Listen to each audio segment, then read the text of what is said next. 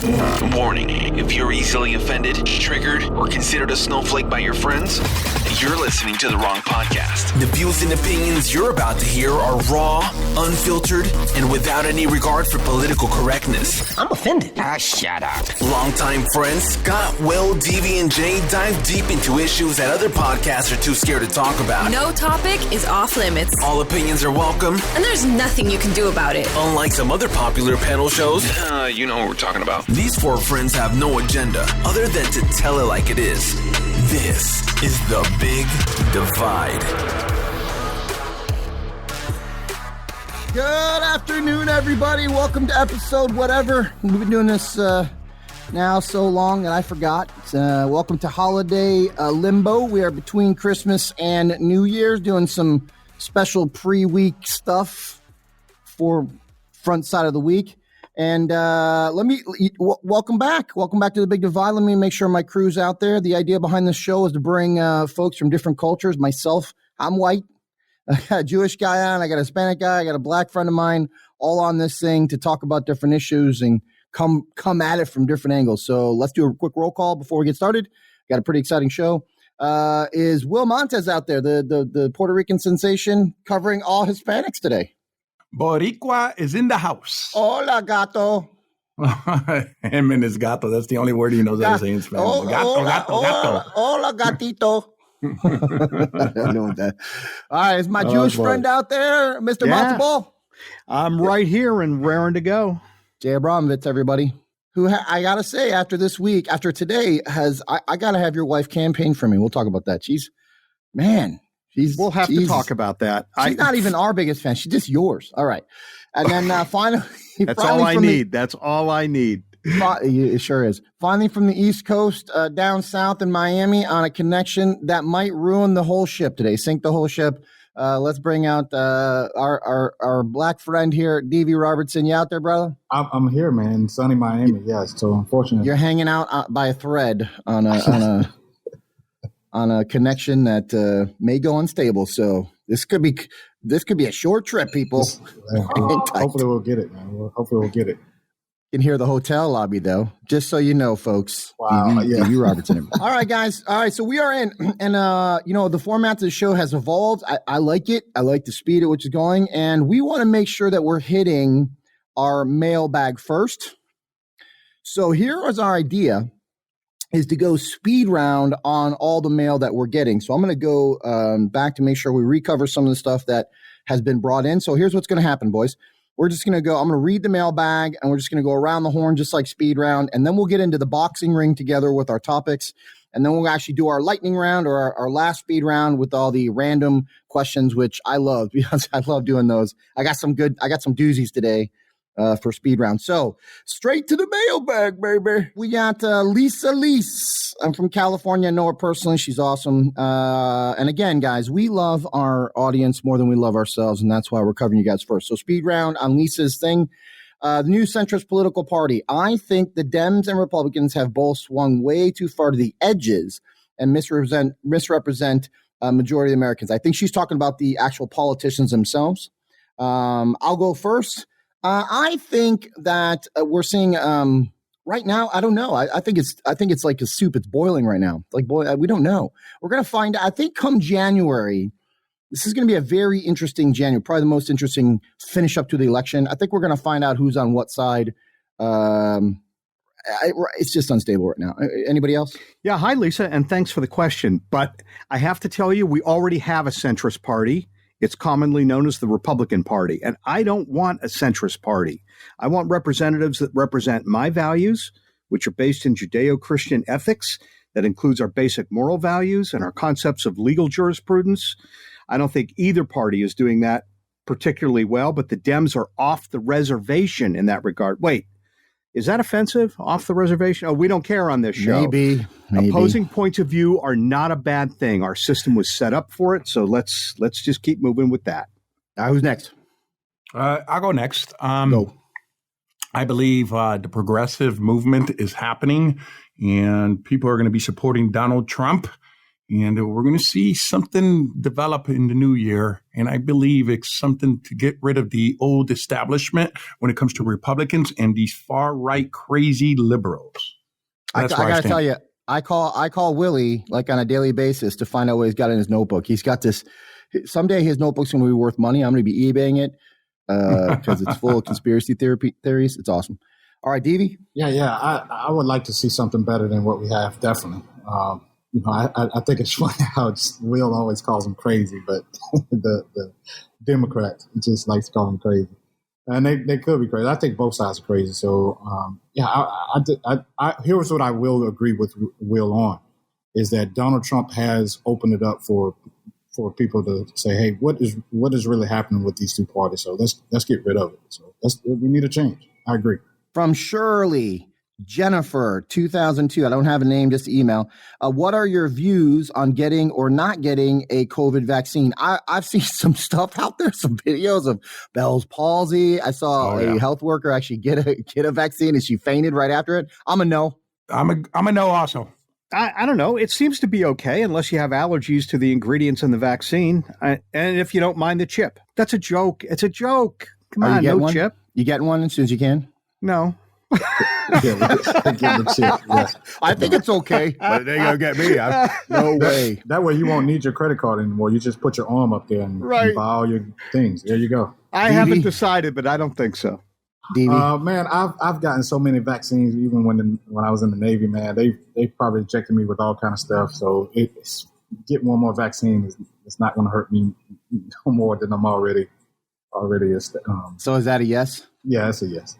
So like you're saying you're immune to the vaccine itself. You're like, all right, look, there's so much stuff. I got so many chemicals in me. Yeah, I got so much stuff in me now, man. There's no telling. You got like Medusa blood. They cut you.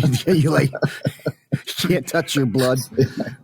The light bulb went off with me when it comes to Devie now. That explains everything, Devie. Okay. There you go. All right, mailbag. We're still in mailbag. That's how popular we are these days. The show's getting better. All right, or more views. I don't know if better is the word. All right, here we go. Here's Jamie Carreno. Jaime, I would like to hear your take on the whole woke radical left is now attacking Helen Keller. Guys, I sent you that. I'm going to read it really quick just so that everybody on the show that's listening has context. So I sent I clicked on his link here. I'll just read it real quick. It was a reply to, here it is. To some Black disability rights activists like Anita Cameron. So here's what she said. Helen Keller is not radical at all. Just another, despite disabilities, privileged white person, and yet another example of history telling the story of privileged white Americans. So, they're highlighting her life and what she'd gone through. And somebody said Helen Keller's just white privilege. Covering her and not anybody else. And here's my take on it. Everybody's got an opinion, right? This is one person's opinion. You can't say that every single person of color believes that Helen Keller shouldn't be acknowledged for her achievements, right? So I'm going to discount it. It's so silly. One person. It's not. It ain't the woke left. It's just one person. Doesn't that resonate with how an idea is formed? One person putting it out there and then it catches the snowball effect, and it's wokeness on the left side, and they can't accept history and they're trying to go into the past and change what happened into the past. We're not a perfect nation, but get over it. Just get over it. I agree with you, Will. If this weren't so dangerous, it would just be stupid. And exactly. John Nolte said it best. Helen Keller didn't even know she was white. There you go. That's the best line ever, right? She's blind and she's deaf, right? So she's just working through college, and other people like, dude, being blind and deaf and making it through what was previously Harvard, right, is a pretty good achievement. Devie? Yeah. I think, like you say, everybody's going to have an opinion about something, and everybody wants to make everybody think the same way. So to each his own. People think how they want to think and say what they want to say. Let them do it. All right. Here is one of our favorite listeners. She has been with us from the beginning. This is Laura.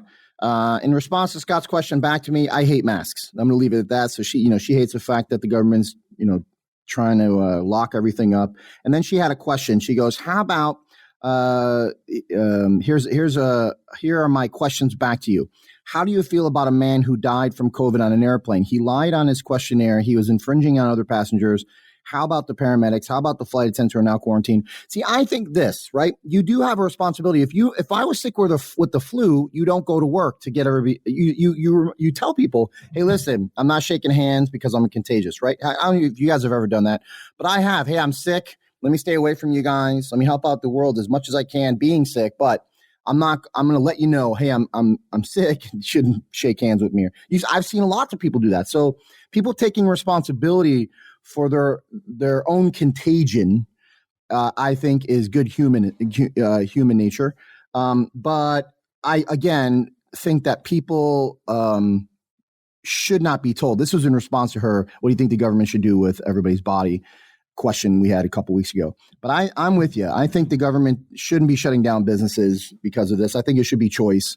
But again, that choice does come with the responsibility that if you are sick, you shouldn't pass it on. Anybody else? So the challenge I have is, someone didn't take responsibility if they're being sick and ill. Just like you said, Scott, if you had the flu or you were ill, you had a cold, you don't just go in people's faces and start spreading your germs and sneezing them over people. So why is this any different? That's the challenge I have. In terms of shutting businesses down, I think here's one thing is, why are small businesses being shut down and the large companies? Amazon is not shutting down. Their doors are still open. In fact, they're doing even more in all these other corporations. So then we should suspend their stuff or have these large businesses help these small businesses up with that, because they're the ones being impacted. So the government should. I feel like that's where we got to get away from this politics stuff, and then let's just do right by the American people. Let's stop all this back and forth tug of war. Who's going to benefit more in that? Let's get everybody benefiting. I think every individual and every business has a moral obligation to keep their patrons, their employees, and people at large reasonably safe. But the key word is reasonably. I also believe the bulk of the responsibility falls on the individual. If individuals want an ultra-high level of safety, then it's incumbent upon them, the individual, to secure that safety for themselves. For example, stay at home if you want 100% protection, but don't make me stay at home. It's not the responsibility of society at large to make individuals feel safe. All three of you summed it up very well for me. I had COVID. I stood home when I was sick, and let's keep government out of our lives when it comes to our health. They're playing and they politicize this on both sides, and it's like, no, stop, just stop. So I agree with all of you. Okay, I finish up the mailbag with comments, not necessarily questions. Here's Deontay Lucas. I would like to see Scott host this event. He's charismatic, informing, entertaining, and phenomenal. I don't know what event he's talking about. If he's talking about this one, I host it every single week. All right. Here we go. Brenda Davis. Scott has been a great host. We thank him for his service. There you go. And then another email here. Jay, here you go, Jay. Jay always comes from a non-biased and intelligent view versus all the rest of us who aren't. Right. I always like to hear what Jay has to say. He speaks with honesty and sees both sides of any and all arguments. Keep on doing you, Jay. There you go. I couldn't have said that better if I wrote that myself. Yeah, you probably did. All right, here we go. And then finally from Jason Eby. So that was Alexander Trotter and Brenda Davis. And then Jay Eby is a crazy one. I want to see these people who get in trouble not go to jail, i.e. the Democrats and all that other stuff they did with the collusion. Bring back exile and banishment. I'm going to read the rest of it. And again, these aren't necessarily the show's opinions. These are listeners writing in. So bring back exile and banishment, i.e. Obama, Hillary Clinton. She should go live in Cuba. Maybe Obama should be banished. All right. Well, wait a minute. Hillary does live in Cuba. She's in New York, right? Yeah, there you go. Hillary needs to live in Cuba or some communist country for about 10 years as punishment. Okay. All right. So again, guys, I'm reading the mailbag because we love our audience more than we love ourselves. And so if you want to go to bigdivideshow.com, bigdivideshow.com, you can vote for your favorite host. You can put in the mailbag. As the host votes go so far, again, Nancy Abramovitz did some good campaigning. Jay is at 33 votes. Devie's at 9 for some reason. And I am at 7, and Will Montez is holding steady at 1. So for some reason, you can't figure it out. I'm gonna have to do some campaigning. Yeah, man, must have been that subway ride, man. You're holding steady at 9. All right, so let's get into the boxing rounds. It's time for all our rounds. Here's what we're doing. So that was mailbag speed. That was fun. We're gonna go out with our topics. Each person brings a topic to the show. So we got 4 rounds. When there's 1 minute left, you're gonna hear this, the dinner bell. And when the round is over, no matter how cut up and bloody we are or how friendly we are, you're going to hear this. There's the end of the boxing round. Okay, so who would like to go first? I'm going to throw it out there. I went first last week. Who's got a topic they just can't wait to talk about? I got something. Go ahead, Jay. Or I'll yield. Either way, okay. No, don't. Go, Jay. That's why everybody likes you, Jay. That's why you're getting all the host stuff. Because I want everybody to get along. Exactly, dude. Why don't you elbow your way in on the subway? You never rode a subway in New York, did you? Yes, I did. During rush hour? Yes, I did. I don't believe it because I lived remember in New subways York. at I rush took the hour. subway out to Queens every day. You had to put your foot against the wall and charge into the doors during morning rush hour in the subway. You better believe it. And then hold your nose. I want video. I want video of Jay doing that. I don't believe it. Yeah, he's the guy that lets everybody else go in first. All right, so here's the setup. Back in November, there was a lawsuit brought against the state of Pennsylvania. The suit alleged that the state was in violation of constitutional requirements for their election process because the Secretary of State and the Pennsylvania courts made changes to the election process, and the U.S. Constitution requires that can only be done by the state's legislature, not secretaries of state and not judges. The Pennsylvania court claimed latches applied and ruled against the plaintiff. Now, what is latches?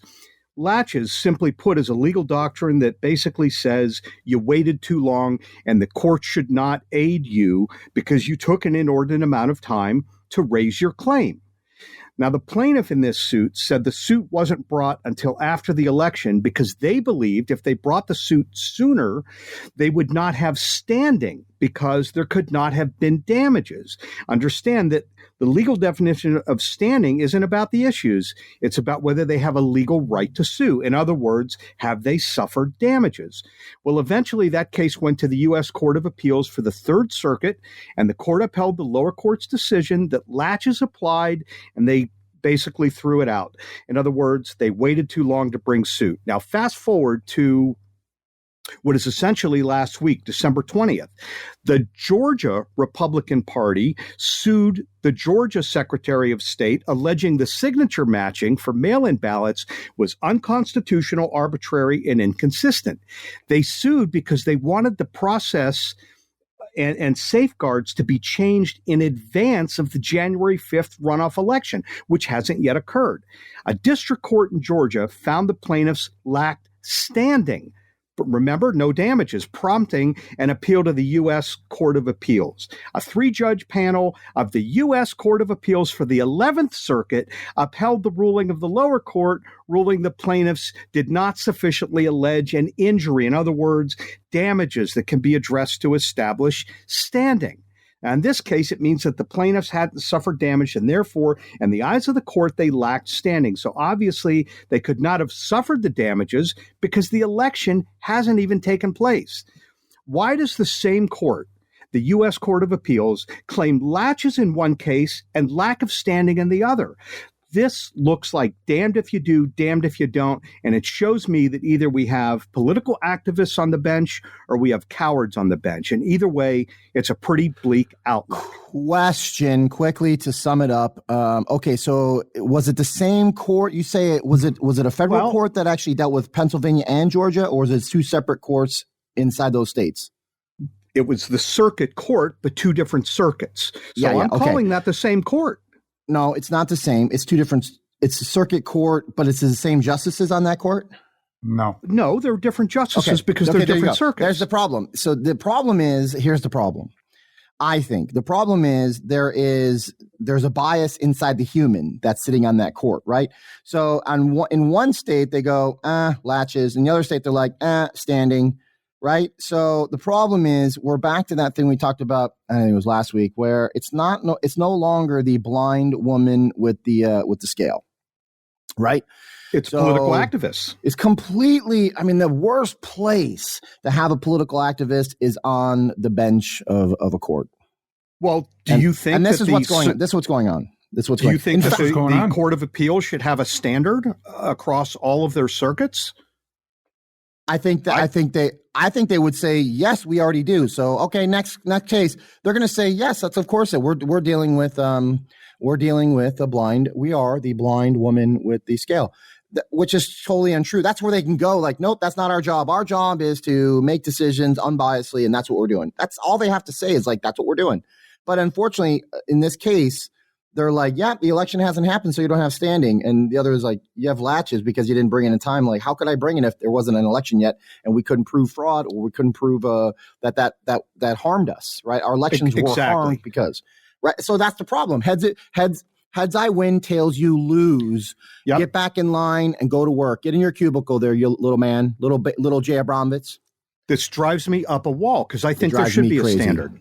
Because technically the court is where disputes are supposed to be handled. And unfortunately, they're not. They're giving excuses, and they're giving like legal sounding excuses like, oh, we're the court. And I see right through them. They're like, look, they just want this thing to move on. There's lots of problems out there. It was even said that Judge Roberts says, look, somebody in the Supreme Court said, hey, we got to go by the precedents that was set by Bush and Gore. And he was heard saying by somebody, hey, we didn't have riots back then. Let's just not take this Texas case. That was heard by somebody, a staffer. It's a lose-lose situation. And the main reason why it's a lose-lose situation because Donald J. Trump, they want him out of office. And I believe that's why January 6th, the state legislatures will be acting. And they realized that there's evidence here, right? And the Republicans were against, and just like Jay said, were against what was going on with the Secretary of State's change in election laws. And they tried to do something about it before the election. And they said, no, we can't do it because you have no merit. The election has not occurred. Come see us after the election. They went after the election and they said, you know what? You're too late. So it's a lose-lose situation, all because they're all in cahoots to take out Donald J. Trump as president of the United States. And the state legislatures must act. And I can't wait. We got 10 days to January 6th. Big things are going to happen in the next 10 days. So what is the solution here? What needs to happen, guys? With all this with the courts? According to Article 2, Section 1, right, from the United States Constitution, the state legislatures must act. I think the judges need to follow the law. To be but honest, they're not following the law. And it started with John Roberts. He could have prevented all of this back in the summer. Yeah, exactly. I'm going to say this. I think that smart people in Congress and Senate will take notice. They're like, you know what? Half of the country thinks there's a problem here, and we got to address that, or else we're going to have big problems, right? In the election and in right. And I'm not passing in discourse. I'm not passing, Scott. I'm like, oh, you totally passed on it. You didn't give us an opinion. You actually asked us. No. Because like the American people, that's the whole thing. We want to. No, you didn't take a stance on it. I don't have to take a stand. It's all Devie. It's Devie's way. Whatever. No, that's how you handle it. That's how you handle your stuff. You're like, you can't pin you down. You got no opinions. Yeah. All right. Those are fighting words. I'm just saying. I'm used. Listen, after umpteen episodes here, I know. Yeah, exactly. That's the challenge. You always want to pin me down. You don't want to pin me down. What do you think should happen here, boys? That's Devie. I'm too big for you to pin me down. Who's got a topic? Somebody else came out. I think it was Devie. I'll go with my topic since you're so eager to get on to my topic. A couple of weeks ago, we were talking about certain things, how the government is interfering or how they tell you what to do. And I made a statement and said, hey, congratulations, guys. For a minute, you know what it feels like to be black. And y'all said what that means or how is that? One of the questions Scott said is what laws are out there preventing you from succeeding in life, right? But something similar to that. I'm paraphrasing. No, I'll go. Let me get exact. Let me pin me down. Go ahead. All right. So what occurred when, now you know how it feels to be. Can somebody remind me of what was said? Let's be accurate here. He said, now you guys know how it feels to be black. I know, but what were we talking about? We were talking about the media saying, sit down and shut up and eat your broccoli because they're hiding things, not telling us the truth, and just saying, just deal with it. Okay. And then Devie says, welcome to what it is to be black. Now you know what it's like. Now to be you know black. how it feels to be black, right? Yeah. And then I think, well, and then I asked, what do you mean by that? Okay. And then Devie stood silent. Yeah. Devie stayed silent? Silent. What a surprise. He said something about redlining. Because of redlining. No answer. Many of the things that have happened in this country where black people have been told, hey, to do this, and be quiet and just accept what you're supposed to be getting. And we're supposed to give us an example. And that's when I said, okay, give us an example. Yeah. Give us an example and of one that. of my things was systemic racism, what's going on in America. Okay, so we're going to talk about systemic racism. I love it. Now we're going on the topic that you should have brought up last week, and we discussed it. I wish you would have. So systemic racism, there's a difference here. The systemic racism, like the system has laws. There was systemic racism when there was Jim Crow laws. There was systemic racism when we had slavery, right? Mm-hmm. But is there racism? Yes. There will always be racism. I don't care if it's black people not liking white people. And to be honest with you, there's a lot of racism that is overlooked in the black community or in general when black people are talking about white people, how evil they are, right? But heaven forbid, anybody talks about any other race except the white people right now. That's how it is right now. It's like, all right, now's our time. We could say everything we couldn't say, and we're going to get away with it. Anyway, is there racism? Yes. Is there systemic racism, as in systematic laws that are keeping black people down? Nothing on the books. Right. Okay. And you said there was nothing on the books. There's nothing systemic that's keeping them down. Yeah, the system that you have today as far as laws does not tell us that white people get something that black people are not allowed to have. Right. So I want to play a clip. Would you agree? Would you agree that there's no law? I disagree. I disagree. You disagree that there's no – you think there's a law in the books that says white people get this, black people don't? Yes. Or give me one. Yes. Give me one. Give me a law. The FHA, which is a policy, or the federal government wrote a policy of why black people couldn't get certain housing. And that still exists. Yep. That's on the books. Can you read it to me? Have you pulled it up? I didn't pull up the actual. Okay, then you don't. I'm not going to give you time on the show today. But so bring it next week. And if anybody wants to add it to the mailbag to help Devie out. No, I got a clip of what talked about it. So that's why I didn't need to bring it up. You're suggesting, okay, no problem. You got a clip that play the clip. That talks about because here it is. It was done from the Roosevelt administration, which was the new deal, right? And that directly was talking about housing and how the program that was supposed to be for all Americans, it was particular for white Americans. That was Jim Crow. That was okay. Yeah, that was 70 years ago. But yes, exactly. So, Mr. Producer, play the clip for me. The first clip that we had. Your work is really about how housing segregation isn't something that accidentally happened. It was policy, even in the North. I think, as you point out in your book, Americans assume that segregation is a result of prejudice and white flight, bank redlining, income difference, self-segregation. How far do government policies in the North date back, separating white and black neighborhoods? The federal policies mostly began during the New Deal. It was a state-sponsored system of segregation.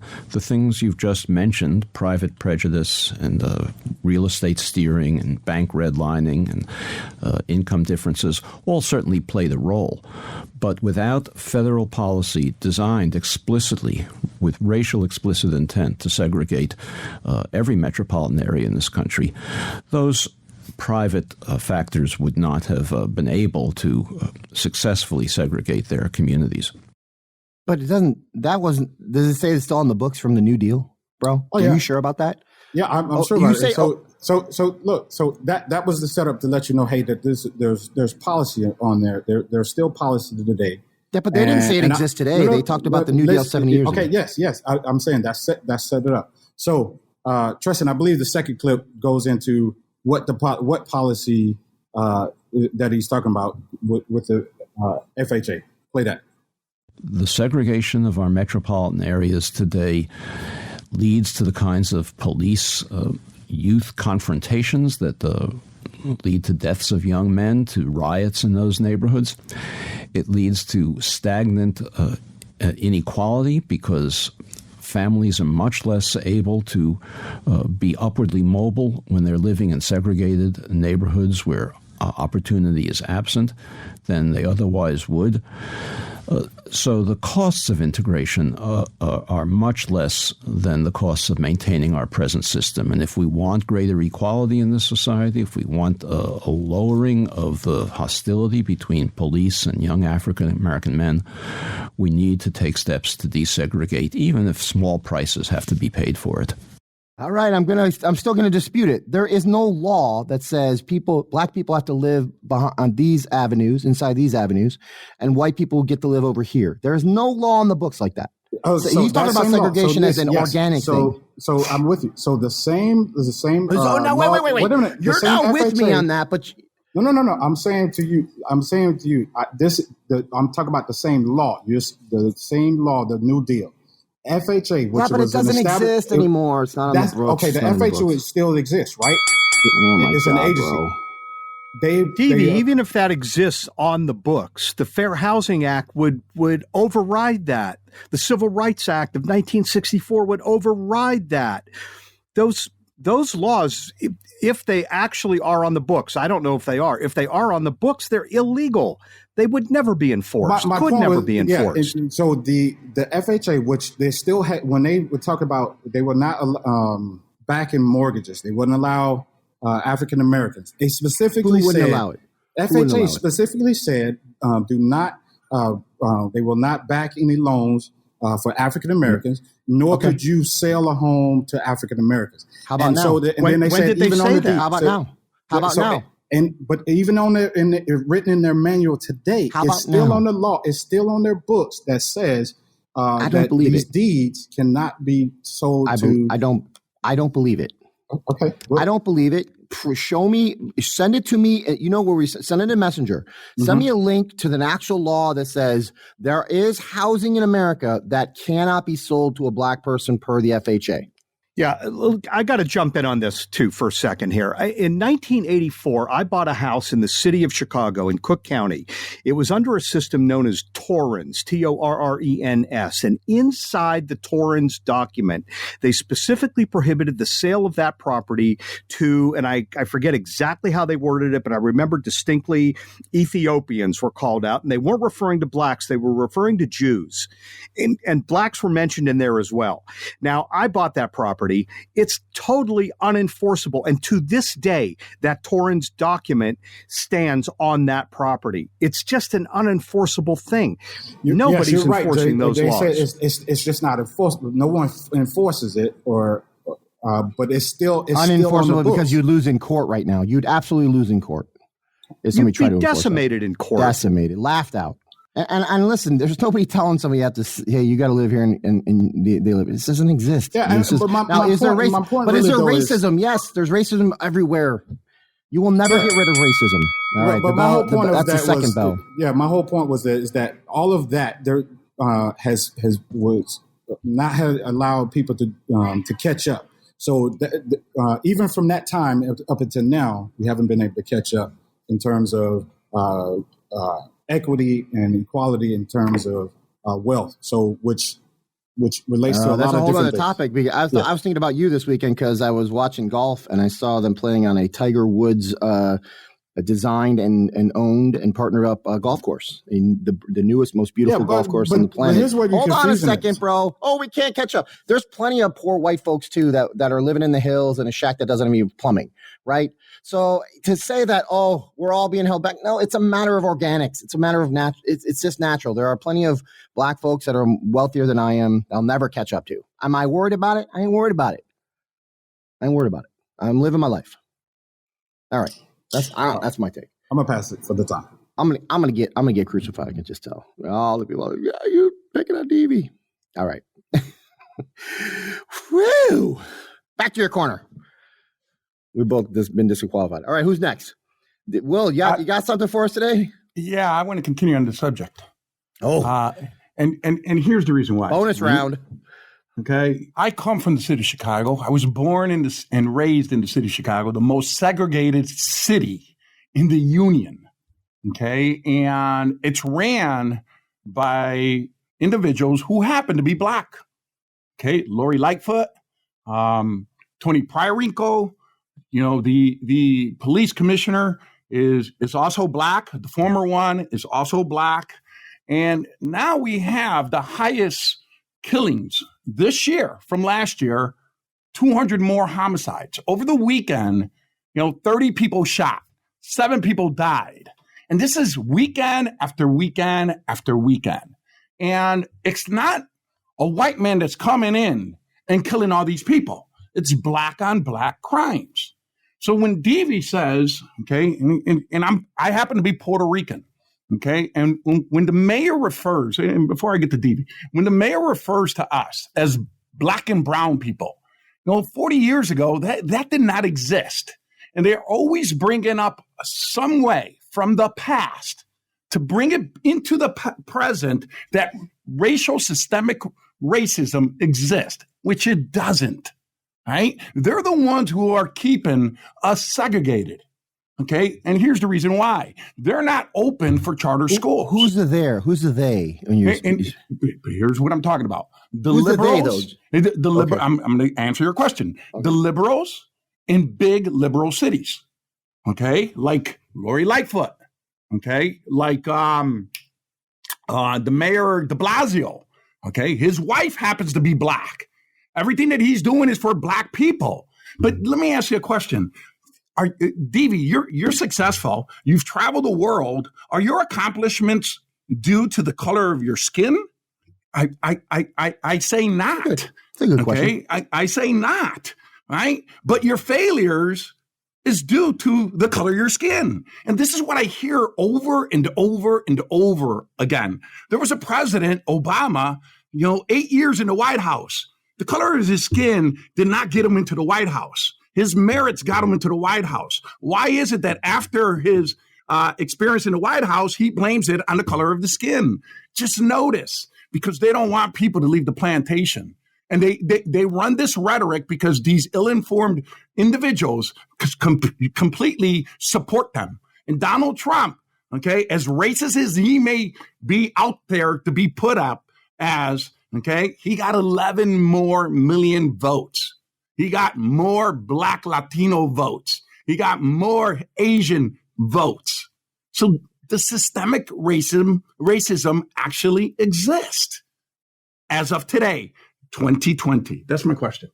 I don't know. So, Will, I'm going to get clear because that last part was I'm really all confusing. over the place because it angers me. You are all over the place. So are you suggesting, you just suggested that systemic racism exists?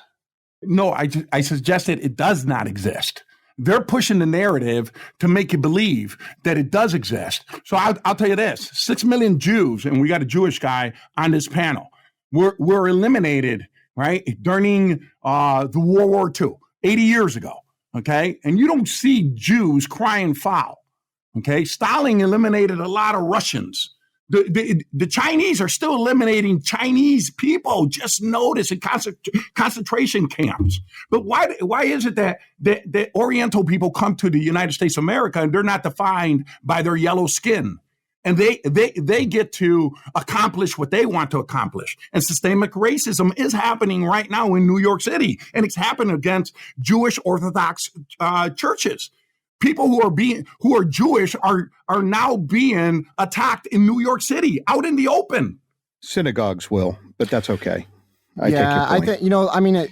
The Jew. I think they're like the COVID thing. Oh, the Jews aren't following the rules. They're spreading COVID. It's a huge issue. What Will is saying, and I appreciate this. I'm on board with this. Is that by and large, most ethnic groups have moved beyond whatever their oppression is, and they live their lives. Yeah. Blacks are having a hard time with this. Now, I have to concede that there are some unique characteristics to being black that may have made that more difficult. But I also believe in this day and age, in 2020, you've got to get past this. This has become an individual thing. It's not a group thing. And the leaders of the black community, and frankly, our political leaders today at large, do not serve us well. They practice the politics of division, and that I think that's what Will was addressing. And, I think that's one way to divide. Say you're being put down, you're being pressed against because of the color of your skin. And I agree with Scott. It's out there. It's going to be out there as long as humans exist. Yeah. But it is not exactly. It is not endemic and is not systemic. Not in this country. And they do pander to us. Deves, is Tiger Woods richer than I am? Am I going to catch him, you think? You could catch him.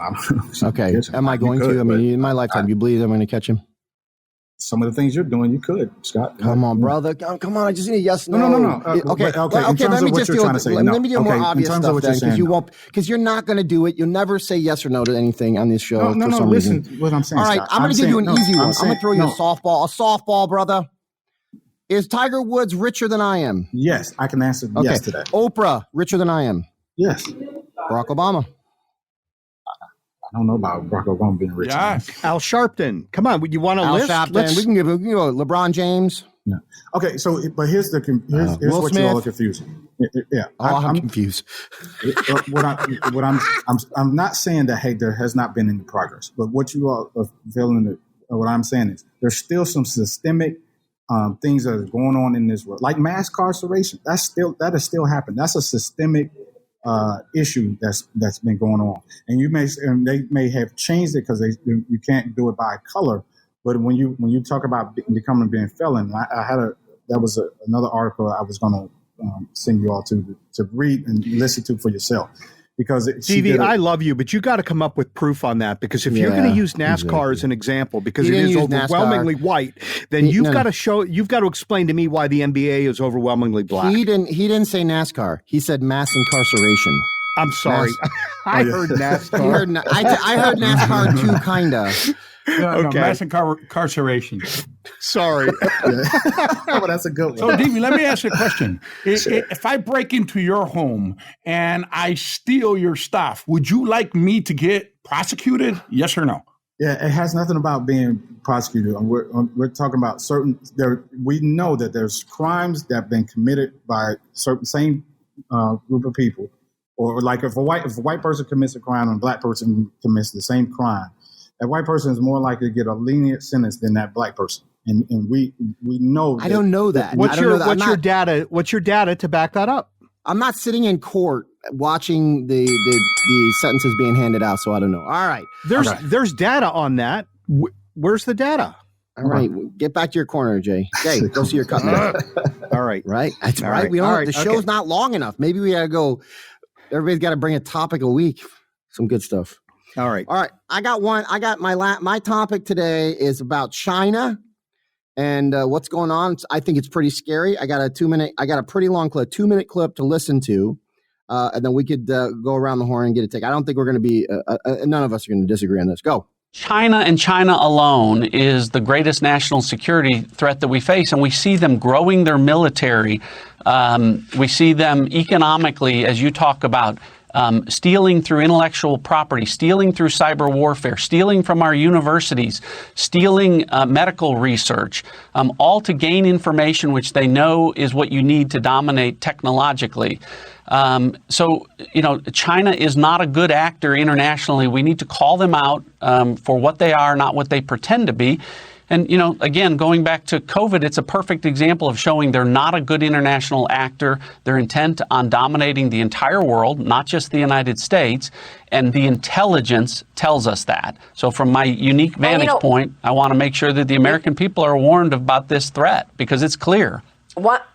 One thing that really struck me is that U.S. intelligence shows that China has conducted human testing on military power. The U.S. intelligence shows that China is conducting human testing on members of the People's Liberation Army in hopes of developing soldiers with biologically enhanced capabilities.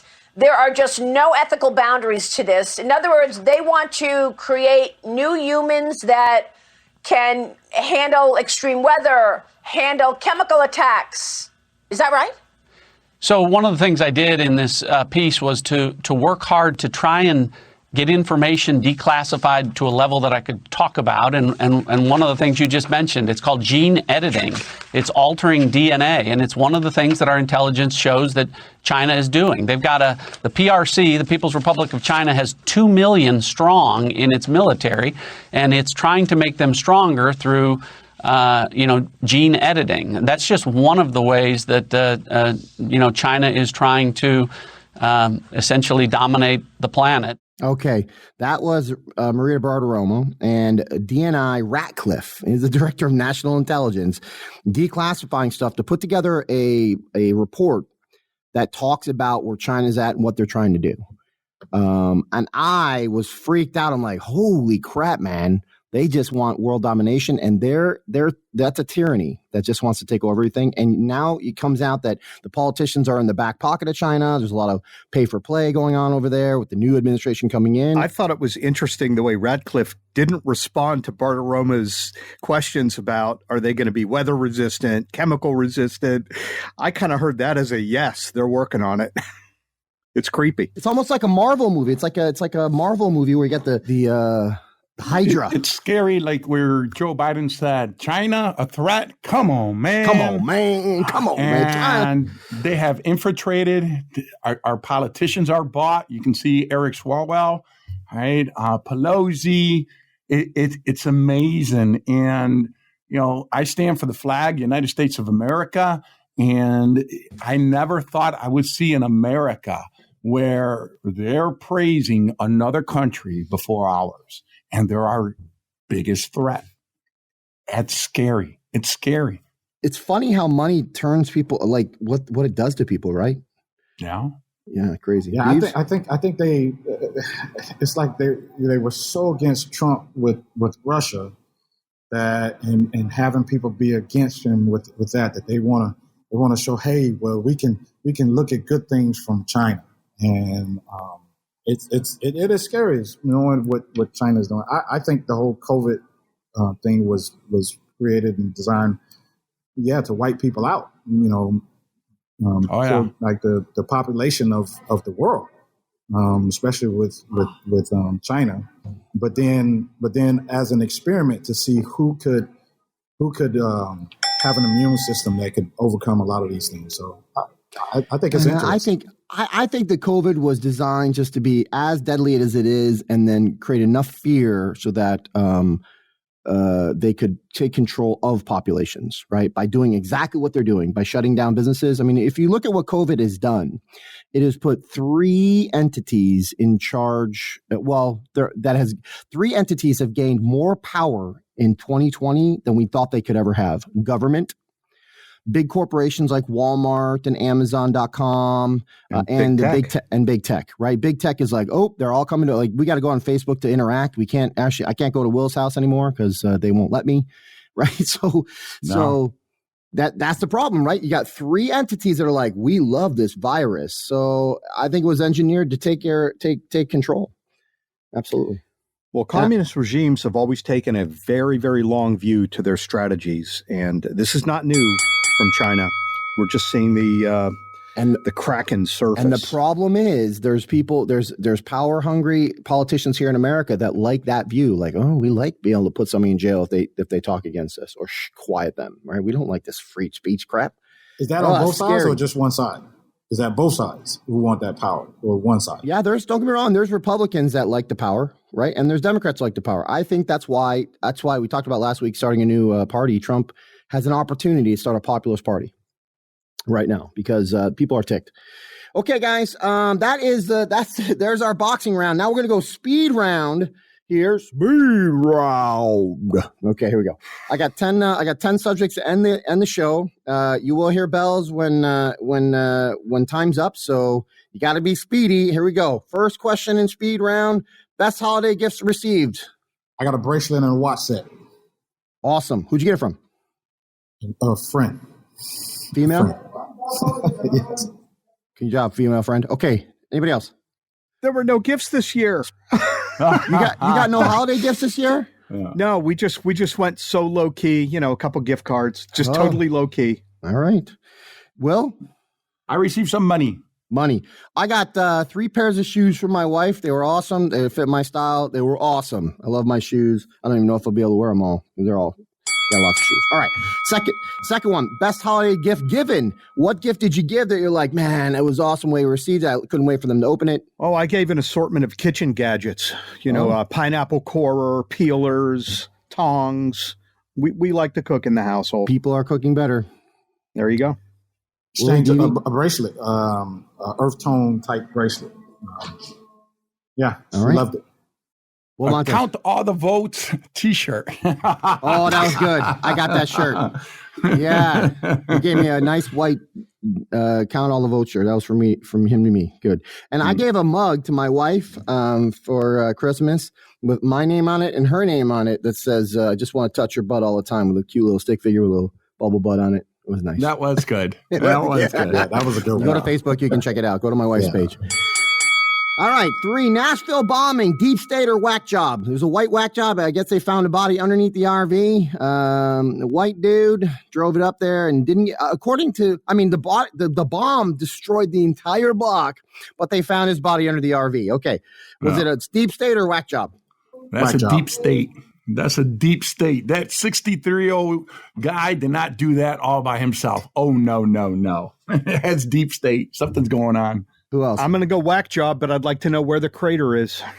Exactly. Whack job. Where's the crater? I mean, his body was found underneath it. That thing took out a whole block. Where's the crater? Right, Devie, you said what? Whack job. I say deep state. There is evidence of an energy weapon. I have evidence. You guys like to see it, of a video that took out. That's my take. I know it's conspiratorial, but there was no I saw crater. that. The elevator piston came out of the building, right? Yes. You see that? How did an elevator piston come out of the basement? It came out of the sidewalk, but they found no crater and they found his body. Come on, dude. There's lots of questions. All right. 4, who will be inaugurated January 20th? Donald J. Trump. I'm going to go with Biden. Or Kamala. Joe Biden. I say Kamala. I'm going to go with Donald J. Trump because I still got $2,000 riding on it. All right, here we go. Worst pet ever. I want to type a name and why they were the worst that you ever had. Goldfish. I didn't know how to take care of it. Yeah, I had didn't know. It died like in 2 days. Yeah, it did. Well, it wasn't the goldfish. She was you. Well, I didn't know how to live. I didn't know how to swim. I had aquariums as a kid, and I bought a pair of huge Oscar fish, and they started eating all my other fish. It was horrifying. I had that scarred me for life. I didn't know. I was a kid. There you go, Willie. And his name was Oscar. Yeah, Oscar the fish. I only had one pet, and it was my cat named Charlie, and it died in the fire when they blew up my home. And that's the way it's the worst pet. All right, I got a story. I had a girl. No, it wasn't a way. It was my only pet. I've had cats. You've had a couple. They dogs. cocktail by my you had a couple. My home. You had a couple dogs already. So all right. Anyway, so I had a cat named Thelma Louise. Louise actually jumped up on my chest. I was sleeping on the couch. She pissed right on my chest. Peed right on my chest for some reason. That cat had a terrible life the rest of her life. Oh, she terrible. Just backed up and peed right on my chest. Incredible. All right. Last meal. If you had a last meal, you knew it was your last meal, what would it be? I'll go. I would do lobster, rock lobster, and a filet mignon. Surf and turf would be my last meal from Gibson's. Oh, that's good. I was thinking linguine di mare, but now you got me thinking Gibson's. I don't know. Maybe both. No, dude. All right. Who's I next? just gave it to you. Linguini al mare. There we go. Okay. I got to have some of that, whatever it is. All right, Will. Acapurias y pasteles from my mom. Okay. Lamb for me, man. Lamb with some vegetables and stuff. Yeah. All right. Okay, here we go. Suggested binge watch. What show, if you said, hey, you should watch this show, I'll go first. If you go to Vudu or Netflix, I think I watched it on Vudu again. Hannibal, with that Mads Mikkelsen was the best written show I've ever seen. Hannibal on Vudu. For me, Power. The Power, like the first one, not the new version. I like that too, but I had to binge watch Power. Okay, so that's incredible.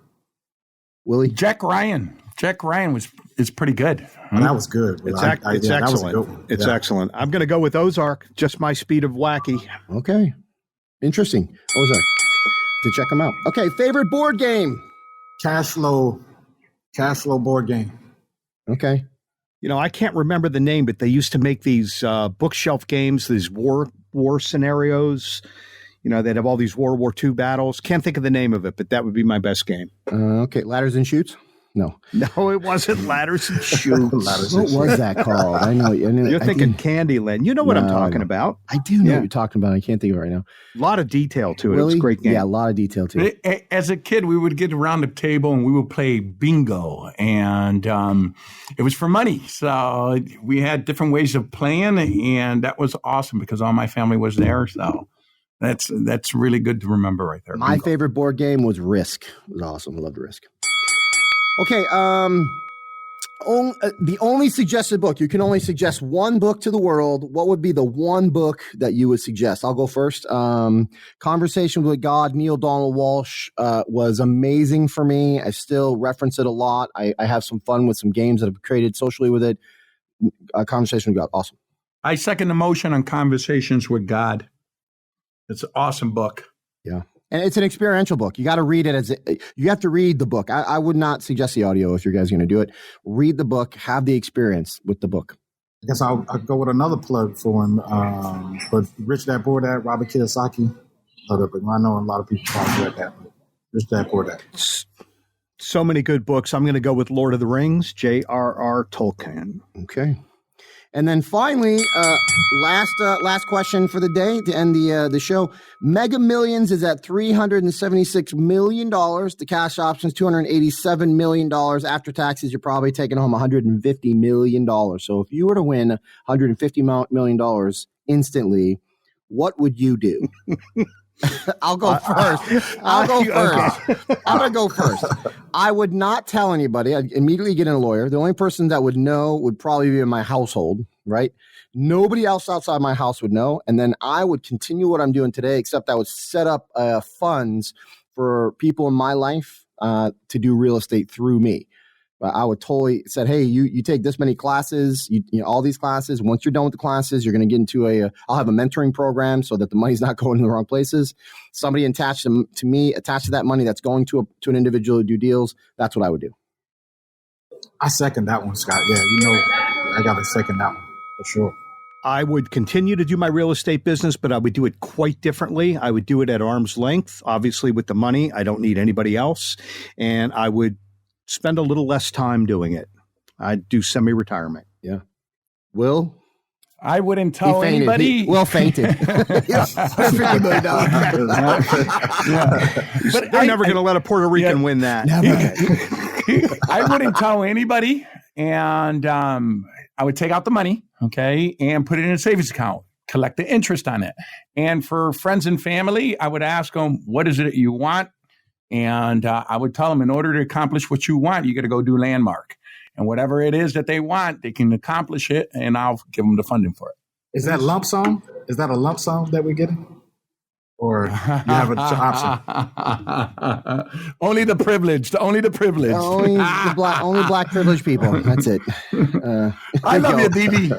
All right, guys. Good show. Thank you very much, Tristan, for helping us out. You always make the show better.